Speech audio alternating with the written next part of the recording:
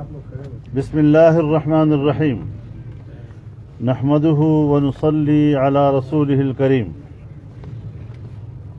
آج یہاں پر متحدہ اپوزیشن کی قیادت کا اجلاس منعقد ہوا۔ اجلاس میں قومی اسمبلی میں ڈپٹی اسپیکر نے جو رولنگ دی، جس میں ملک کی اپوزیشن کی اعلیٰ قیادت اور پارلیمنٹ کے 197 اراکین کو غدار کے الفاظ سے یاد کیا گیا اور دفعہ 5 آئین کے آرٹیکل 5 کے تحت ان کو مورد الزام ٹھہرایا گیا۔ یہ بذات خود آئین کو سپوتاش کرنے کا عمل ہے، یہ بذات خود غداری کے ارتکاب کا اقدام ہے۔ تحریک عدم اعتماد کو آئین شکنی کے ذریعے سے مسترد کرنا اور رائے شماری نہ ہونے دینا آئین، جمہوریت اور پارلیمنٹ پر بدترین حملہ قرار دیا جاتا ہے۔ آئین پاکستان 22 کروڑ عوام کی امنگوں کا ترجمان اور پاکستان کے وفاق کی بقا کا ضامن ہے۔ متحدہ اپوزیشن کی جماعتیں اپنا یہ عزم دہراتی ہیں کہ پاکستان کے وفاقی پارلیمانی نظام کا تحفظ کرنے کے لیے ہم آخری حد تک جائیں گے۔ ڈپٹی اسپیکر کی غیر آئینی رولنگ جمہوری نظام کی بنیاد پر حملہ ہے، جسے کسی صورت میں بھی نہ قبول کیا جا سکتا ہے نہ اسے برداشت کیا جا سکتا ہے۔ ملک میں صدارتی طرز حکومت کو نافذ کرنے اور ڈکٹیٹرشپ مسلط کرنے کے لیے سازش کا حصہ ہے اور اس طرح کے حالات پیدا کیے جا رہے ہیں۔ ہم مطالبہ کرتے ہیں کہ اس غیر آئینی اقدام کی فی الفور تنسیخ کی جائے۔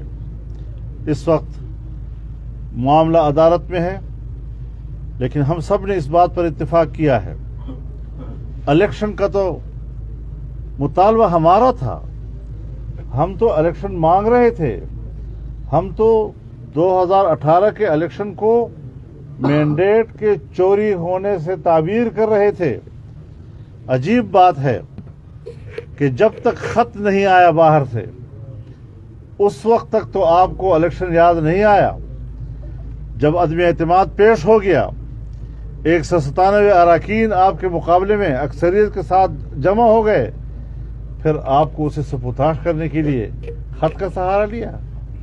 خط آ چکا تھا اور آپ کراچی میں بہادر آباد میں ایم کیو ایم کی قیادت سے ملے، آپ نے کہا اپنے ایک اتحادی کو اعتماد میں لیا، اس کے تذکرہ کیا۔ یہاں اسلام آباد میں جب ایم کیو ایم نے باقاعدہ طور پر اپوزیشن کے ساتھ اتحاد کرنے کا اعلان کر دیا، ہمارے وفد کے آنے کے فوراً بعد ان کا وفد پہنچا ہے۔ کیا اس وقت بھی انہوں نے اپنے اتحادی کے ساتھ خط کا ذکر کیا؟ لہذا خط کی باتیں کرنا یہ کوئی بیوقوف لوگ نہیں ہیں۔ تم ناکام حکمرانی کر چکے ہو، تم نے ناکام حکمرانی کے نتیجے میں عام آدمی کی زندگی کو اجیرن کر دیا ہے۔ عام آدمی آج بل ادا نہیں کر سکتا بجلی کا، عام آدمی آٹا نہیں خرید سکتا، عام آدمی چینی کی قیمت ادا نہیں کر سکتا، راشن خریدنے کے قابل نہیں ہے۔ آج پاکستانی روپیہ ڈالر کے مقابلے میں 187 کو چھو رہا ہے۔ اس حد تک ملک کی معیشت کو تباہ کرنے کے بعد اب ہیرو بننے کی کوشش کر رہے ہو۔ یہ اس سے بڑی اور غداری نہیں ہو سکتی قوم کے ساتھ۔ اور جمعے کے روز یوم تحفظ آئین بھی منایا جائے گا، یوم نجات بھی منایا جائے گا، یوم تشکر بھی منایا جائے گا۔ ائمہ اور خطبہ یہ تمام مساجد میں عوام کے اندر شعور پیدا کرے, بیداری پیدا کرے, انشاءاللہ عوام اپنے جوش و جذبے کے ساتھ ان کے پتلے بنا کر ان کو چوراہوں پر پھانسیاں دیں گے اور دنیا کو پیغام دیں گے کہ پاکستان میں آئین کو سبوتاژ کرنے والے کی سزا یہی ہو سکتی ہے.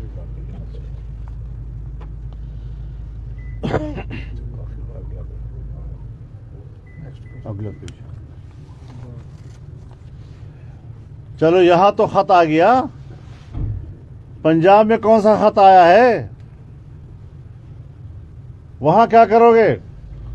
جو تم نے وہاں پر ہلڑ بازی کی, آئین کو پامال کیا, قواعد و ضوابط کو پامال کیا, بلائے ہوئے اجلاس میں اراکین کو اسمبلی کے اندر جانے نہیں دیا, کانٹے دار تارے بچھا دی, یہ کون سی جمہوریت ہے؟ یہ تو ڈکٹیٹرشپ ہے. جمہوریت کا لبادہ اوڑھ کر اس سے بدترین آمریت اور ہو نہیں سکتی. ہم نے ضرور یہ چاہا کہ ہم اپنا مقدمہ عدالت میں لڑیں گے, لیکن آج ہم کہنا چاہتے ہیں کہ صرف سپریم کورٹ کی عدالت ہمارے مقدمے کے لیے کافی نہیں ہے. ہم پاکستان کے عوام کی عدالت میں جائیں گے اور قوم کے سامنے ان کے چوراہوں پہ کھڑے ہو کر قوم کے ساتھ براہ راست بات کریں گے, براہ راست احتجاج کریں گے.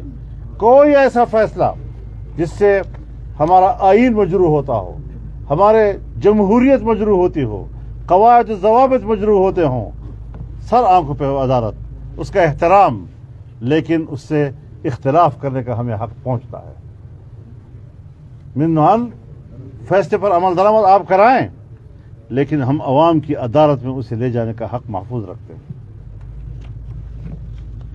اور مجھے یقین ہے کہ ایسا نہیں ہوگا, وہ آئین قانون کے مطابق ہی فیصلہ دیں گے. لیکن ایک چیز بڑی کلیئر ہونی چاہیے کہ ہم بھی پھر منہ میں زبان رکھتے ہیں اور ہم بھی سر میں دماغ رکھتے ہیں. عمران حکومت کی طرف سے بیرونی سازش تھیوری کی تائید میں اور خاص طور پر جو ایک فیک تھیوری ہے, اس حوالے سے ہم بار بار کہہ چکے ہیں. میں بھی اپنے پریس کانفرنسوں میں کہہ چکا ہوں, ہمارے جناب میاں شہباز شریف صاحب بھی کہہ چکے ہیں, بلاول زرداری صاحب بھی کہہ چکے ہیں کہ سیکورٹی, نیشنل سیکورٹی کمیٹی کے اراکین اور اس میں سیکورٹی سے وابستہ نمائندگان اپنی پوزیشن واضح کریں. ان کے ابہام کی وجہ سے ایسا معلوم ہوتا ہے کہ اس سارے کھیل کے پیچھے ان کی غیر جانبداری کا دعویٰ مشکوک ہو جاتا ہے. لہذا ان کو اپنی غیر جانبداری واضح کرنی چاہیے اور اس پر اپنی پوزیشن کو واضح کر دینا چاہیے. ہم ملک کو انتشار سے بچانا چاہتے ہیں, ہم ملک کو انارکی کی طرف نہیں لے جانا چاہتے. جو کچھ ہو رہا ہے ملک کو انارکی کی طرف لے جانا, یہ اب اس وقت سب دوست بیٹھے ہوئے ہیں, میں نہیں چاہوں گا کہ میں اپنی فکر کی بات کروں, اپنی رائے کی بات کروں, ورنہ جس طرف ملک کو لے جایا جا رہا ہے, سیاسی عدم استحکام, معاشی عدم استحکام اور ملک کو رسک پر لا کر کھڑا کر دیا ہے. انارکی کی طرف ملک کو لے جایا جا رہا ہے. ہم انتشار اور انارکی سے بچنا چاہتے ہیں, لیکن اگر تم یہ تماشا دیکھنا چاہتے ہو تو آئیں, پھر دو ہاتھ کر لیتے ہیں, کوئی مسئلہ نہیں ہے.